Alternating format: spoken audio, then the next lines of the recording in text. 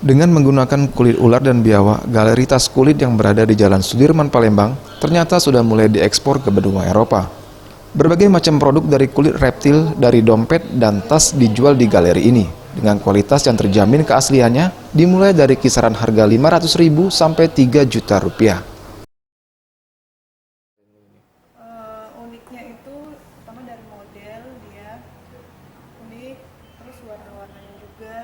Di sini juga kelebihannya itu dia ada garansi 2 tahun dibandingkan dengan Manajer Amare Reptil Suwandi Hermawan mengatakan, tas kulit reptil ini merupakan produk home industry. Jenis kulit yang digunakan yakni ular dan biawak yang memang boleh digunakan untuk menjadi olahan produk. Pangsa pasar sendiri, selain di Palembang, produk ini juga telah memasuki kawasan benua Eropa dan Asia yang mulai banyak dipesan melalui media online. Untuk omsetnya sendiri mencapai Rp10 juta.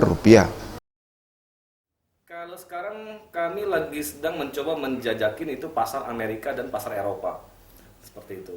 Karena kalau untuk ke Cina ya saya kira barang sana kan terlalu murah gitu. Ya barang kita nggak bisa compete gitu. Mereka ya bahan sintetik banyak sekali gitu. Sementara kalau orang-orang luar ya mereka sangat mengerti tentang seni, ya mereka mengerti tentang barang-barang yang produk asli punya dan mereka berani itu untuk membayar secara